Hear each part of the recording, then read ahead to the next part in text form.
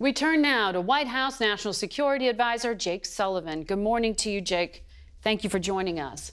Thanks for having me. President Zelensky told us that if this annexation happens, it will make diplomatic talks with Vladimir Putin impossible. They need artillery in Ukraine, he says, more air defense systems and tanks. Will they get it? And how significant of an escalation is this? Well, Margaret, not only will they get it, but they've been getting it.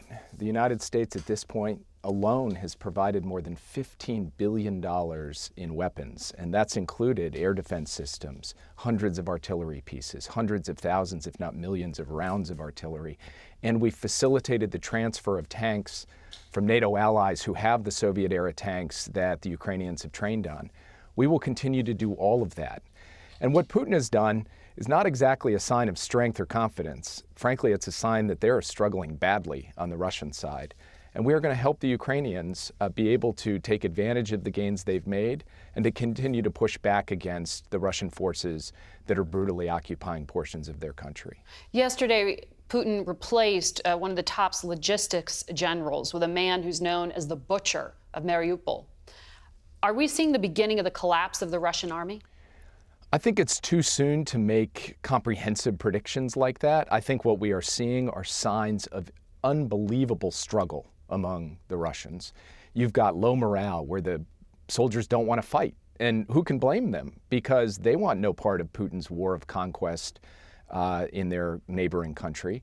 You've got Russia having depleted its stores of precision-guided munitions. You've got Russia disorganized and losing territory to a capable Ukrainian force. And you've got a huge amount of infighting among the Russian military leadership, and now the blame game has started to include these replacements. So Russia is struggling, but Russia still remains a dangerous foe and capable of great brutality, as we've seen with these mass graves outside of Izium.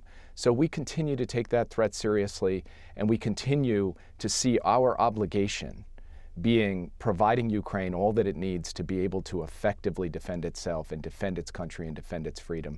That's what we're intent on doing, and we are not taking our eye off the ball.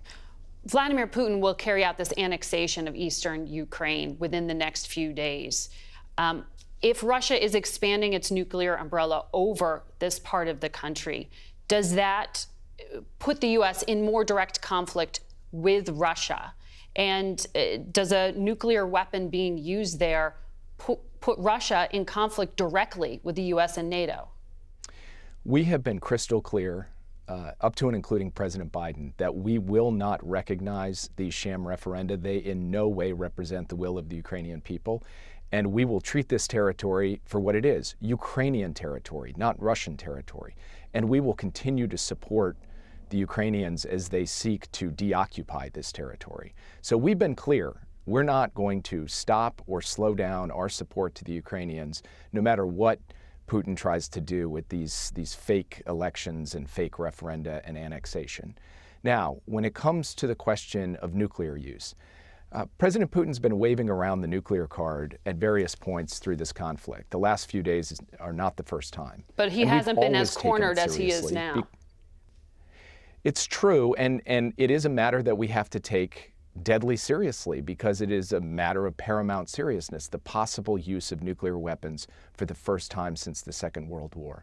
We have communicated directly, privately, at very high levels to the Kremlin that any use of nuclear weapons will be met with catastrophic consequences for Russia, that the United States and our allies will respond decisively, and we have been clear and specific about what that will entail. We have, in public, been equally clear as a matter of principle that the United States will respond decisively if Russia uses nuclear weapons, and that we will continue to support Ukraine in its efforts to defend its country and defend its democracy. Russia's been talking about this nuclear power plant rather than nuclear weapons just within the past 24 hours. Where does that fall? Is this an escalating threat? So for your viewers, there is a nuclear power plant that is in Russian-occupied portions of Ukraine. It has been put into cold shutdown to make it less likely that there's some kind of catastrophic incident at the plant. It is actually still being operated by the Ukrainian operators who are essentially at gunpoint from the Russian occupying forces.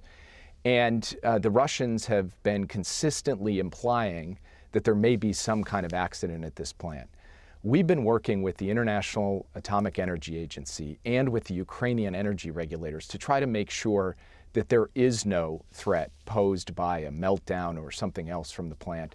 Jake, you're a busy man watching the world right now. There's a lot I want to ask you, but I have to ask you about Iran and these protests led by women after the death of this 22-year-old woman who didn't have her hair covered properly in the view of the morality police. She died. How significant is this, and is it making you reassess the offer you put on the table to lift sanctions on Iran in regard to its nuclear program? Well, first, Margaret, the fact that we are in negotiations with Iran on its nuclear program is in no way impacting our willingness and our vehemence in speaking out about what is happening on the streets of Iran.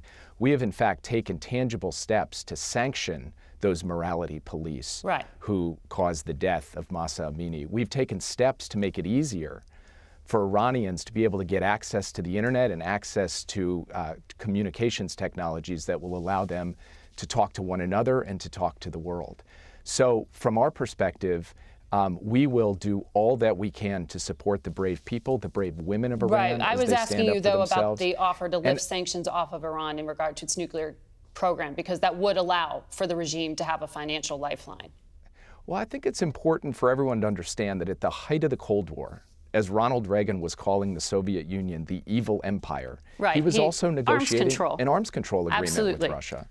So that is what we're talking about here. We're talking about diplomacy to prevent Iran from ever getting a nuclear weapon.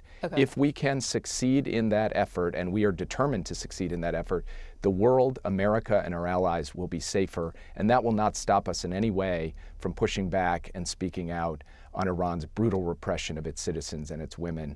We can and will do both. Okay, so I understand the offer is still on the table. Strategy hasn't changed. Jake, thank you very much.